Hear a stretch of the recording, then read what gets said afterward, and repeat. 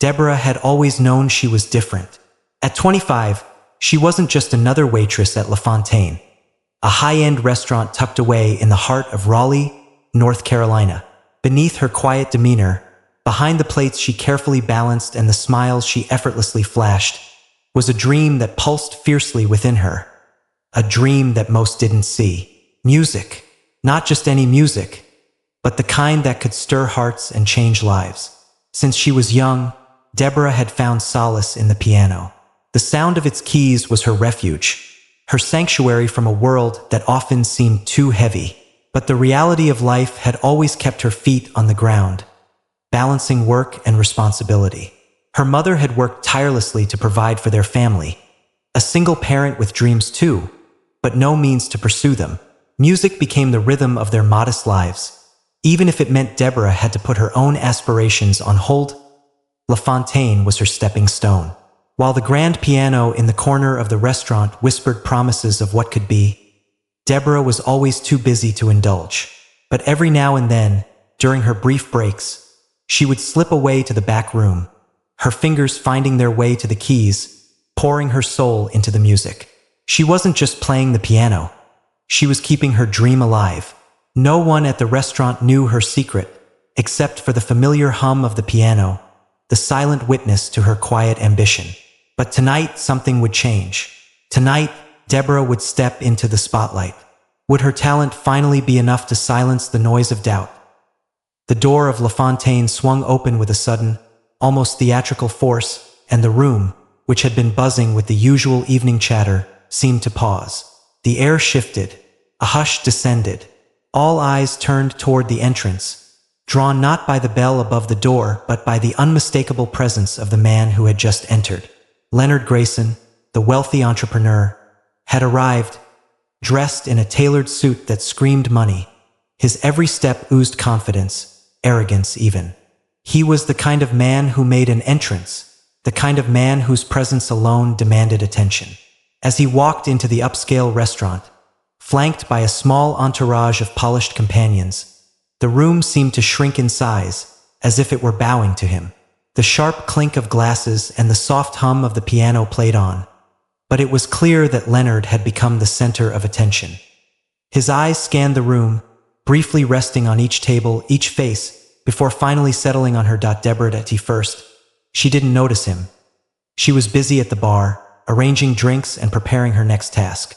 She had a rhythm to her movements, a quiet flow that kept her grounded, focused. But as if drawn by an invisible thread, Leonard's gaze fixed on her with an intensity that made her pause. He studied her for a moment, his eyes scanning her uniform, her posture, the way she moved. There was something about her that caught his attention, something different from the usual staff. Perhaps it was the way she carried herself, or maybe it was just the fact that she was trying so hard to stay invisible. Deborah felt the weight of his stare before she even looked up. It was like the air around her had thickened, and she could feel his presence pressing against her. The sudden discomfort was enough to make her glance up, just for a second, to meet his gaze.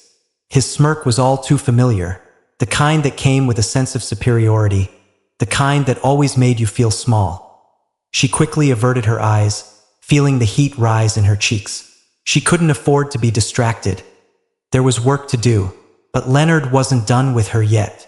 No, not by a long shot. As Deborah moved past his table, refilling glasses, Leonard casually leaned back in his seat, raising an eyebrow as he watched her. His voice cut through the quiet hum of the restaurant like a blade. "Deborah, huh?" he called out, his tone smooth, almost mocking. She froze for a moment. How did he know her name? She hadn't spoken to him yet, hadn't even taken his order. But there was no time to dwell on that now. She quickly offered a tight-lipped smile, her voice steady as she responded, "Yes, sir. How can I help you?" She turned to walk away, hoping he would just let her do her job. But Leonard wasn't finished. "Not yet. Sounds like someone with a lot of hidden talents," he said, his voice dripping with sarcasm. Deborah felt the heat creep back into her face, but she didn't respond. She just kept walking, hoping that maybe if she ignored him long enough, he would tire of the game and move on. But Leonard wasn't the type to let things go. He was always looking for his next play, his next target to toy with. And tonight, it was Deborah's turn to as the evening wore on. Leonard became bolder. He made sure to speak louder than necessary, often with pointed remarks that only she could hear. It wasn't just casual banter, it was a performance, a spectacle for his group, for the other diners. Each word was designed to jab at her, to chip away at her composure. Deborah could feel his eyes on her at all times, watching, waiting.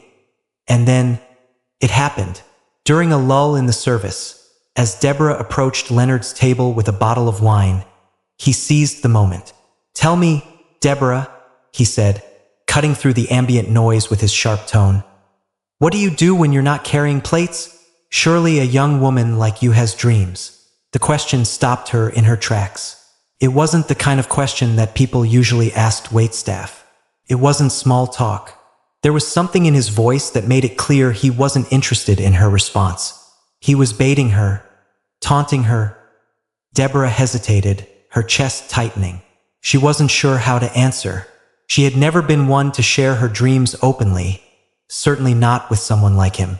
But there was no escaping now. "I play piano sometimes," she said softly, hoping it would be enough to satisfy him, to send him back to his conversation and let her be. But Leonard didn't let it go. Of course, he didn't. He leaned forward, a slow smile curling on his lips. "A pianist, huh? How fascinating," he said, clearly enjoying the power he had over her. "Why don't you give us a little performance?" The words hung in the air like a challenge, a gauntlet thrown down. Deborah froze. Her heart pounded in her chest as she fought the rising tide of panic. She didn't want to perform. Not like this. Not in front of them. "I really shouldn't," she murmured, trying to keep her voice steady. "I'm just here to work tonight." But Leonard wasn't done. He sat back in his chair, a smug grin spreading across his face. "Nonsense," he said, his voice booming through the restaurant. "There's a piano right there in the corner. Show us what you've got. Surely, a future star like you isn't afraid of a little audience." His words were like a slap in the face. Deborah's hands clenched at her sides. She didn't want to be humiliated. She didn't want to perform for him, for his friends, for the whole restaurant. But something in her snapped. The humiliation of being pushed so far was too much. And then it hit her, the moment of clarity. He didn't know anything about her. He didn't know what it was like to sacrifice dreams, to fight to hold on to something when the world seemed determined to take it from you. She wasn't going to let him take that away too. "I'll play," she said, her voice low but steady, the decision final. The room seemed to hold its breath. Every eye was on her now, waiting, watching. Leonard's challenge was just the beginning. What Deborah didn't know was that tonight, everything was about to change. The challenge hung in the air like a storm cloud, crackling with tension. Deborah stood frozen for a moment, her heart racing in her chest, as Leonard's mocking words echoed in her mind. "Surely, a future star like you isn't afraid of a little audience." The smugness in his voice pierced through her resolve, making her skin prickle with the sting of humiliation. He didn't know her, didn't know anything about the sacrifices she had made to be here, the years of dreams deferred for the sake of survival. And now, this arrogant man was daring her to prove herself, not because he cared about her talent, but because he wanted to see her squirm. But Deborah wasn't going to let him win. She wouldn't let him reduce her to nothing. The piano in the corner of the room called to her like a lifeline, and she found herself walking toward it, each step heavy with the weight of his challenge and the eyes that followed her every move. The sound of her shoes clicking against the floor seemed to grow louder with every step, as if the whole world were listening. The room felt smaller now, the distance between her and the piano stretching out like a vast, uncharted expanse. Deborah's hands trembled as she approached the instrument, but she didn't stop. She couldn't stop. If she did, if she turned and walked away, Leonard would have won. He would have exposed her, humiliated her in front of everyone. And the worst part was, she would have let him, her fingers brushed against the polished surface of the piano, cold and unyielding. The sight of it, the familiar shape of the keys, was comforting in a way, but it was also terrifying. This wasn't a recital or a cozy gathering where the music flowed naturally. This was a spectacle, a test. Deborah knew that anything she played, any note she struck, would be weighed, measured, judged. She wasn't just performing for the room now. She was performing for herself, and for the dreams she had almost given up on. She took a deep breath, closing her eyes for a moment to steady herself. The sounds of the restaurant faded into the background, replaced by the frantic beating of her heart. She could feel the eyes of every patron in the room on her, but it wasn't their judgment that worried her. It was her own. What if she couldn't do it? What if her nerves betrayed her and her fingers fumbled? What if she couldn't make them believe? Deborah's hand hovered over the keys, unsure of which direction to take. Her mind raced, trying to recall a piece she knew well, something that could capture the emotions swirling within her, something that could silence the doubts and the ridicule. Finally, her fingers found the keys, and with a single note, the room fell silent at a T first. The sound was tentative, almost fragile. A single note, then another, each one building a bridge between the harsh reality of the room and the sanctuary of her music. The first few chords were shaky, her hands slightly trembling as she fought to calm her nerves, to push past the fear that threatened to take over. But as the music swelled, as the melody began to take form, her body relaxed, and the rhythm of her fingers seemed to sync with the rhythm of her heart. She played with everything she had, every moment of pain, every quiet ambition, every sacrifice, every sleepless night spent dreaming of something more. The piano became an extension of her soul, a way to express what words never could. The music poured out of her, a flood of emotion and raw talent that she had kept hidden for so long. Each note seemed to speak louder than the last, as if the piano itself were speaking for her, telling her story, telling everyone in the room that she was more than just a waitress. She was an artist. As she played, the room seemed to hold its breath. The laughter that had filled the air earlier faded into a tense silence. The clink of silverware stopped. The conversations halted. All that remained was the sound of her fingers moving across the keys, the soft hum of the melody that wove through the room, drawing every eye toward her. Even Leonard, who had been lounging in his chair, smugly watching her performance, was silenced. He sat up straighter, his eyes widening ever so slightly, a flicker of something like surprise crossing his face. Deborah didn't look at him, didn't want to. She didn't need to see his reaction. The only thing that mattered now was the music. The only thing that mattered was her. The piece she had chosen was one she had played countless times, but tonight it felt different. The familiar melody now felt like a battle cry, a declaration of who she was and what she was capable of. The music seemed to carry her, lifting her higher, giving her the strength to play with a passion she had never known she had. It was as though, in this moment, everything that had held her back, fear, doubt, insecurity, had melted away as the final notes of the song echoed through the room. Deborah's hands lingered on the keys for a moment, her heart still racing in her chest. The silence that followed felt like an eternity. She wasn't sure what she was expecting. Maybe the same mocking applause Leonard had given her earlier. Maybe nothing at all. But what she got instead was something she hadn't anticipated. A stillness, a quiet respect that seemed to fill the room. Then, slowly, almost hesitantly, the applause began. It started as a single clap from one diner, then another, until the entire room was filled with the sound of clapping hands, the sound of acknowledgement. Deborah sat frozen at the piano, her breath coming in short gasps as she processed the response. She wasn't sure when she had stopped playing, but she had done it. She had proven herself, not to Leonard, not to anyone in the room, but to herself. She had stepped into the fire and come out stronger. But Leonard's reaction wasn't what Deborah had expected. The applause from the room was deafening, but he remained seated, his hands still clasped in front of him, a blank expression on his face. His slow, half-hearted clap barely registered, a hollow sound that was dwarfed by the genuine admiration surrounding her. Deborah didn't care. She had done it. The music had spoken louder than any words Leonard could throw at her. And in that moment, she realized something. No matter how loud the world's judgments were, the power of her talent would always rise above it. Deborah's fingers hovered over the keys of the grand piano, the room heavy with expectation.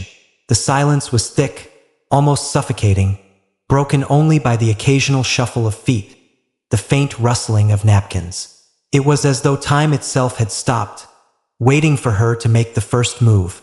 She could feel the weight of the entire room on her, the gazes of every person in the restaurant fixed on her. And then, Leonard's challenge echoed in her mind, louder than any applause. "Show us what you've got." Her heart was pounding in her chest, but she refused to let the nerves take hold. She had never let fear stop her before. Not when she was a little girl, learning to play in the cramped corner of her home, and certainly not now. This was her moment, the one she had dreamed of for years, even if it had come under the most humiliating of circumstances. She wasn't just playing for Leonard, or for the room full of strangers. She was playing for herself. Her hand slowly descended onto the cool surface of the keys, the familiar feeling both comforting and terrifying at the same time. The first note she struck was hesitant, almost as if testing the waters. It was a soft sound, delicate and fragile, and in that moment, she wasn't sure if the piano would betray her or give her the strength she needed.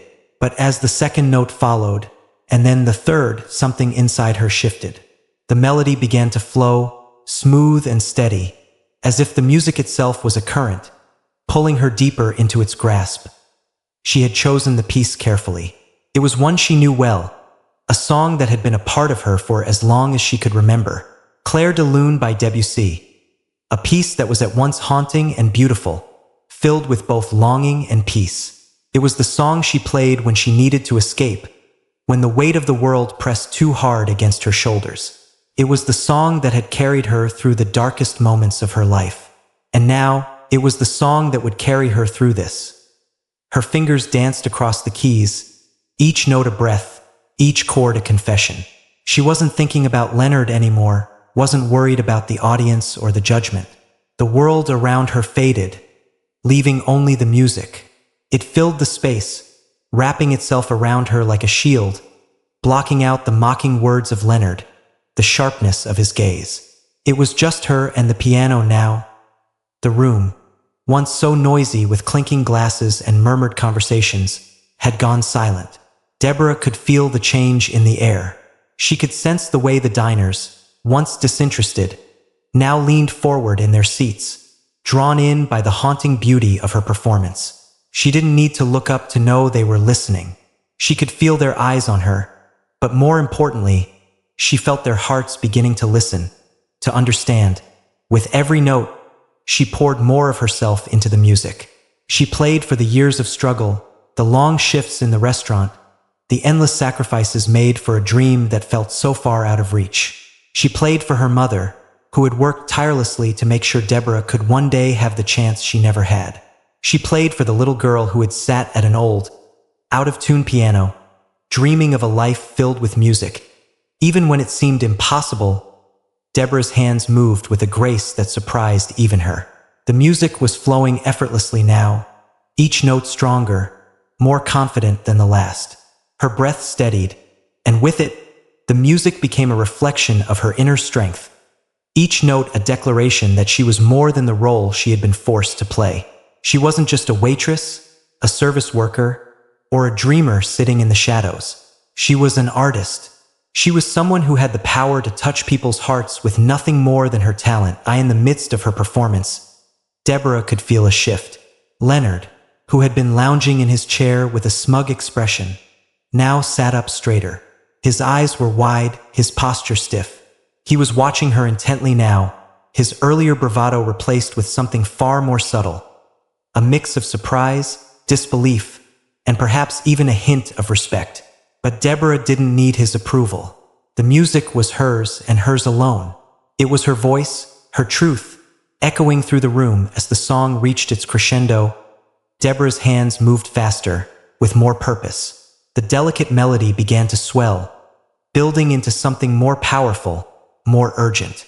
The sound of the piano filled the space, filling the void of her quiet, unspoken dreams. She could feel the room, the very air, vibrating with the energy of her performance. She could feel the tension in Leonard's gaze, the way the people around her were leaning in, captivated by the rawness of her music.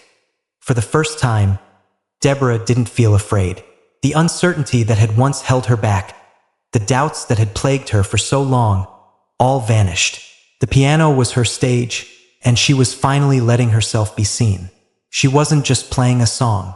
She was telling her story. She was letting everyone in the room hear her truth, even if it meant exposing herself to judgment and ridicule. And when the final note resonated in the air, the silence that followed was deafening. It hung in the room like a fragile thread, vibrating with the emotion of the moment. Deborah's hands stayed on the keys for a moment longer, her body still as she took in the final echoes of the song. Her heart was pounding in her chest, but her soul felt lighter, freer than it had in years. Then, as if a spell had been broken, the room erupted into applause. The sound was thunderous, the clapping so intense it reverberated off the walls. Deborah sat there for a moment, stunned, her hands still resting on the piano. She hadn't expected this. She hadn't expected to be heard, to be seen in the way she had always dreamed of. The applause continued, and for a moment, she allowed herself to let it in. She let the warmth of it fill her, the validation she had longed for but never truly believed she could have. It wasn't just about the applause. It was about what it represented, the acknowledgement of her talent, her strength, her resilience. Leonard clapped too, but it was different. His clap was slow, hesitant, as if he didn't quite know how to process what had just happened. His earlier arrogance was gone, replaced with something more uncomfortable. Perhaps regret, perhaps admiration, but definitely something new. Deborah didn't look at him. She didn't need to. She had already won. The applause thundered around Deborah, drowning out every other sound in the room. Her heart was still racing, her hands trembling slightly on the piano keys, but she couldn't help the small smile that tugged at her lips. She had done it. She had played with all the emotion, all the rawness she had kept hidden for so long. She had finally let the world see who she really was, and the response had been overwhelming. But then there was Leonard. His slow, hesitant clap echoed through the room, and for a moment, the sound seemed to hang in the air, empty and disconnected from the energy that surrounded her. She didn't look at him. She didn't want to see the expression on his face, didn't want to witness the shift in his demeanor. She had already won, already reclaimed a part of herself that she thought she had lost forever. She didn't need his approval, but still, she could feel his eyes on her, could feel the weight of his gaze, and it made her wonder. What was he really thinking?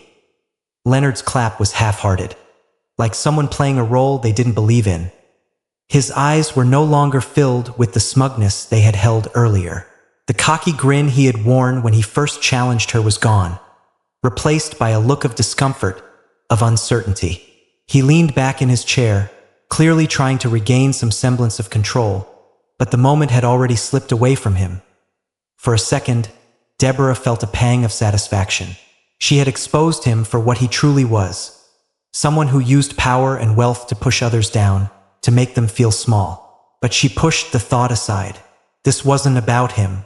This was about her, about reclaiming what had always been hers.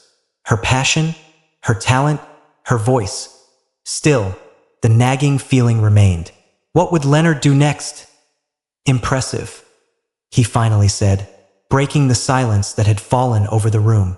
His voice was loud, deliberately so, and for a moment, it seemed like he was trying to reassert his dominance over the situation. But there was something different about the way he spoke now.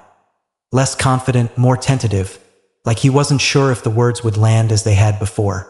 The arrogance was gone, replaced by something else. Something Deborah couldn't quite place. His eyes flickered around the room, catching the eyes of his companions, who seemed just as uncomfortable as he was. No one knew how to react. The other diners, who had once been so eager to watch the spectacle unfold, now looked on in silence, their gazes shifting between Deborah and Leonard. Some clapped politely, others sat back, unsure of what to do, and Leonard, for all his wealth and bravado, looked just as lost as they did as he cleared his throat, trying to regain his composure, but the effort seemed forced, fake. "You've got talent.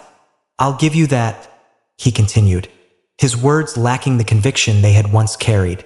But don't get ahead of yourself. His voice, though louder than necessary, seemed to falter, as though he was searching for something to say, something to do that would help him save face.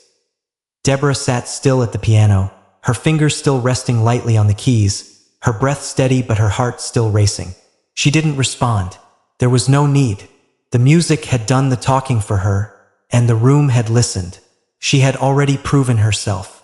Leonard's words, empty as they were, meant nothing. But then, his next words took her by surprise. Talent like that, it deserves more than just being stuck in a place like this, he said, his tone shifting, softer now, more measured. You could do something with that. Something more. His eyes were no longer mocking, but calculating, as though he was trying to figure her out. Was he offering her an olive branch? Or was this just another attempt to twist the situation to his advantage? Deborah's stomach churned. She could feel the manipulation in his voice, the way he was trying to turn the tables, trying to make it seem like his words were a gift. She wasn't interested in his approval, not now, not ever. She didn't need him to tell her what she could do with her talent. She had known all along. But still, something in his words caught her attention. It was the first time he had spoken to her with any semblance of respect, any acknowledgement of what she had just done. And it made her wonder, had he really been listening to the music, or was he simply trying to save face in front of everyone else? I'm not looking for your approval, Deborah said, her voice steady, calm, but firm. She finally turned her gaze toward him, meeting his eyes for the first time since the performance. I don't need you to tell me what I can do with my talent. I already know. Her words hung in the air, and for a brief moment, Leonard seemed taken aback, his expression faltering. The room was still, waiting for his response. Leonard shifted uncomfortably in his seat, his earlier bravado completely gone. He was no longer the powerful figure who had dominated the room just an hour ago. Now he seemed small, unsure of himself, as though the walls of his confidence had crumbled in the face of Deborah's unwavering strength. The mask he had worn, the one that shielded his insecurities, his need to control, had slipped, and now everyone could see the cracks beneath it. He cleared his throat again, but his voice, when it came, was quieter. Well, that's a good attitude to have, he said, his words trailing off. His attempt to regain control was feeble, and the others around him seemed to notice it too. His companions exchanged uncomfortable glances, unsure of what to make of this sudden shift in the dynamic. Deborah nodded slightly, her gaze unwavering. Thank you, Leonard, but this moment, it's mine, not yours. She stood from the piano, her movements slow but deliberate. As she walked away, she could feel the weight of the room's eyes on her, but she didn't care anymore. Leonard's words didn't matter. His challenge didn't matter. She had reclaimed her power. She had proven herself. Not to him, but to herself. As she returned to her station, the noise of the room seemed to fade into the background, replaced by a sense of clarity, a sense of peace. She had taken back what was hers. She had let her music speak for her, and in doing so, had silenced all the doubts and fears that had once held her back. Leonard's words, his attempt at dominance, no longer had a place in her world. And as for Leonard, well, he had learned a hard lesson that night. No amount of money, power, or status could ever overshadow the quiet strength of someone who truly knew their worth. The room was still buzzing, the applause slowly fading into the background as Deborah stood at the piano, her fingers still lightly touching the keys, as though she were holding on to the last vestiges of the moment. The echoes of her music lingered in the air, but the energy had shifted. The once vibrant atmosphere, filled with the clink of glasses and idle chatter, had changed, becoming quieter, more respectful, even a little uncertain. People had stopped speaking, as though they were collectively holding their breath, waiting for something, anything, to happen next. Deborah didn't look at Leonard as she stood up from the piano, her movements measured and slow.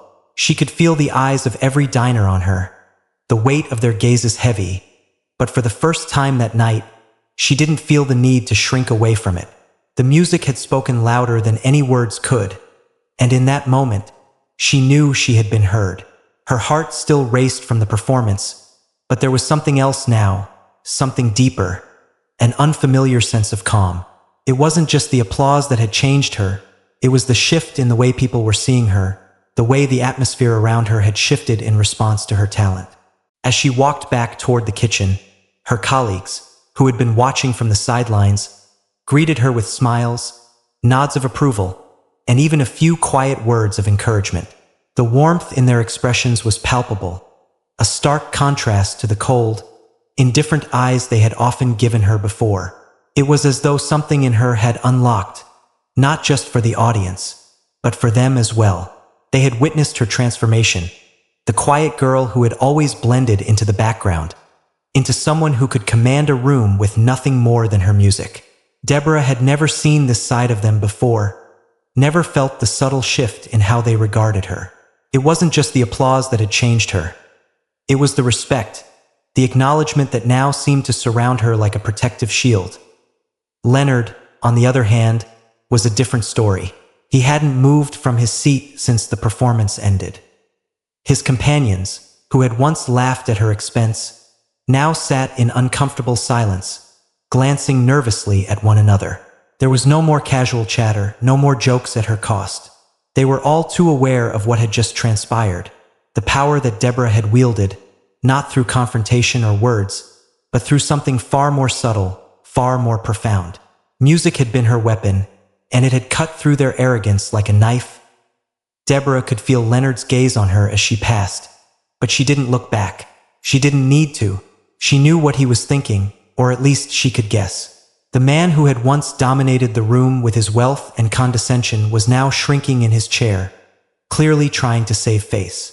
His confident smirk had disappeared, replaced by something Deborah could only describe as discomfort.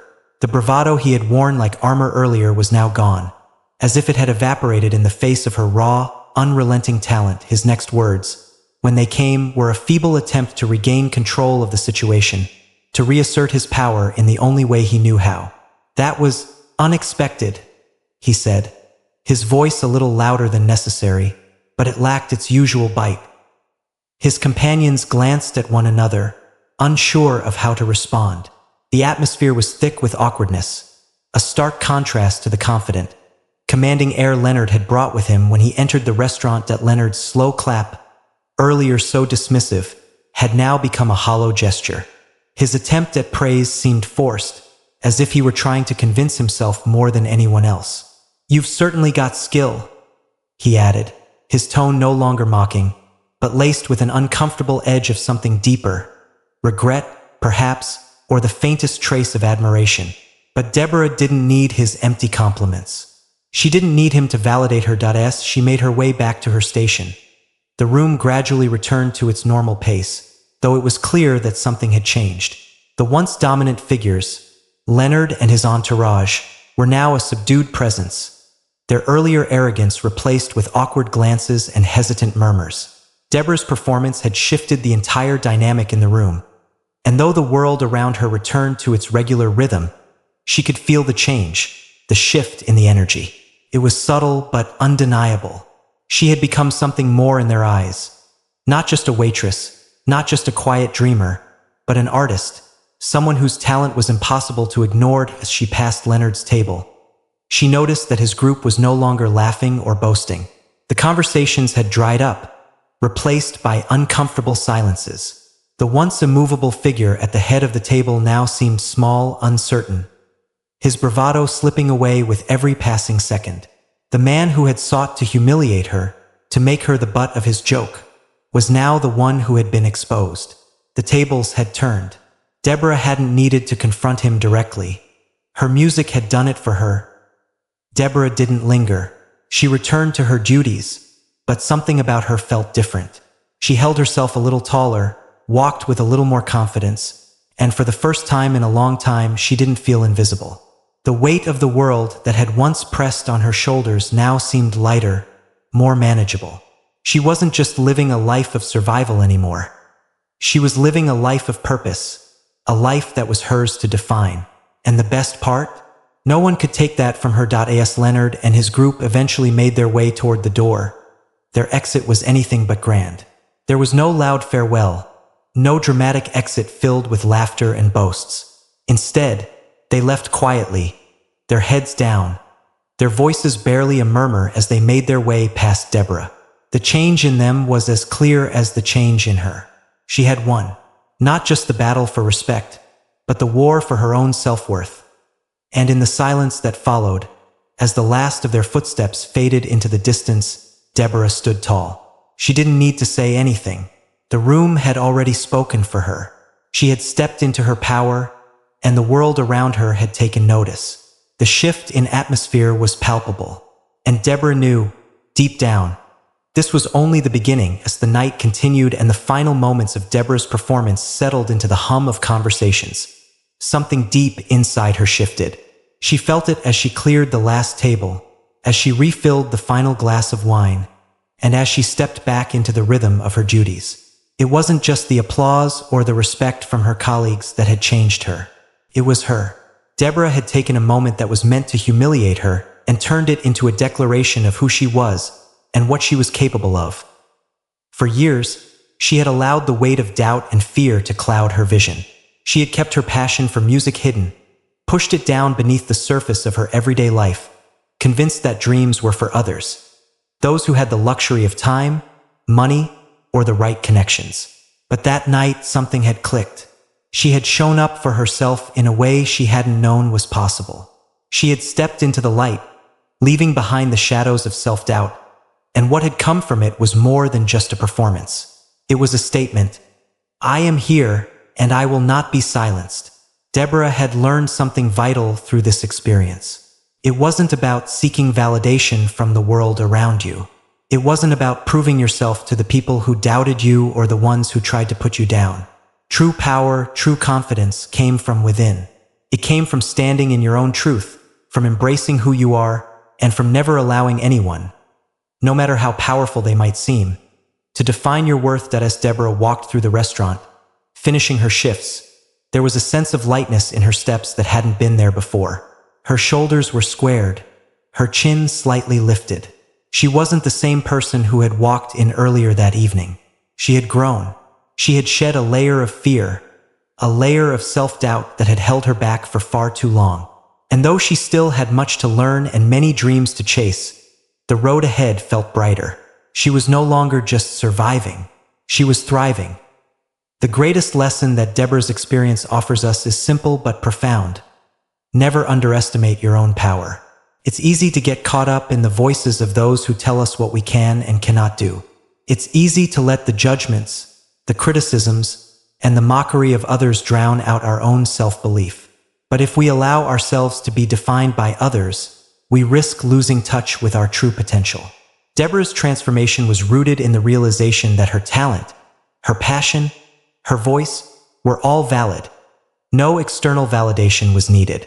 She was enough just as she was. In a world where it's easy to compare ourselves to others, to feel less than, or to give up on our dreams because they seem too far out of reach, Deborah's story serves as a powerful reminder that we hold the key to our own success.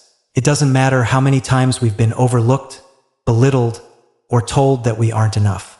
Our true worth isn't defined by those moments. It's defined by what we do with them. So, if you're reading this and you feel like you've been standing in the shadows for too long, remember Deborah. Remember that it's never too late to step into your own light. It's never too late to pursue your dreams, no matter how impossible they seem. You are capable of far more than you might realize, and your voice is just as important as anyone else's. Whether you want to create art, pursue a career, or simply become a more confident version of yourself, know that the journey begins the moment you choose to believe in yourself. As Deborah walks into the future with newfound confidence, so can we all. She isn't just a waitress, and she isn't just a dreamer anymore. She's an artist, and she's someone who, in the face of ridicule, showed the world her worth. If we each do the same, embracing our passion, our unique gifts, and our courage, there is nothing we cannot achieve. If you found inspiration in Deborah's story and want to continue exploring more motivational and empowering tales, subscribe to our channel. We'll continue to bring you more stories that remind you of the incredible strength within you and the limitless possibilities that lie ahead. Remember, the only person who can truly stop you is yourself. Step into your power and never let anyone take it away from you. You are worthy, you are capable, and you are enough. Thank you for reading Deborah's story and for allowing it to inspire you. Keep believing, keep striving, and most importantly, keep playing the beautiful music of your life.